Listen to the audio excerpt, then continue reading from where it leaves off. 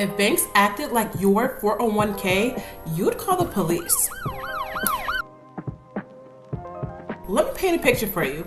Imagine walking into a bank and depositing $100,000, and the teller smiles and says, "Thank you, but you can't touch this until you're 60. And if you try, we'll fine you." Pause. That wouldn't sit right with you, because that's not a bank. That's your 401k. And millions of Americans agree to this setup every single month without anyone ever really explaining it. Now listen, if you've done what you were told, you saved, you invested, you stayed disciplined, you followed the rules, but somehow you still feel stuck, baby, I'm talking to you. Because we were all taught the same thing about money. Accumulate as much as you can and wait. Defer the taxes. Lock it up. Don't touch it. Let compound interest do its thing. And on paper, that sounds responsible. But here's the part nobody slows down enough to say loud. Accumulation without access is not wealth. Most people are trained to ask, how big is my account? Wealthy families ask something very different. How fast can I move my money when an opportunity shows up? Because life doesn't wait until you're 59 and a half. Emergencies don't check your retirement age. Opportunities don't send a calendar invite. And when your money is locked behind penalties, paperwork, and timelines, you don't control it. You're just waiting on it. And this is usually where people say, "So are you saying retirement accounts are bad?" No, that is not what I'm saying. What I'm saying is this. Wealthy people don't rely on one bucket. They build a system. And one of those systems is what we call the vault. Not insurance the way most people think about it, but a private capital system when it's designed correctly. High cash value life insurance does something most assets can't do. Your money grows tax advantaged, and you still have access to it. You're not withdrawing your money, you're borrowing against it with no penalties, no age restrictions, no asking permission. This is one of the few places where your money can be in two places at the same time.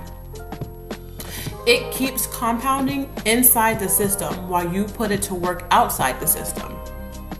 And that difference, access versus ownership, is where most financial plans quietly break down. So let's bring this down to real life. Meet Locked Larry. Larry has $100,000 sitting in his 401k plan. A real estate deal pops up, good numbers, strong potential. Larry tries to access this money, taxes, penalties, delays. So Larry waits. Someone else buys the property, and 10 years later, that same property is worth double. Larry didn't just miss a deal, he missed a decade of growth, and he owns none of it. Now meet Liquid Linda. Linda also has $100,000, but hers is structured inside a vault system. Same deal, same moment. Linda accesses capital through a policy loan. She buys the property and her tenants pay off the loan. The property grows and her cash value never stopped compounding.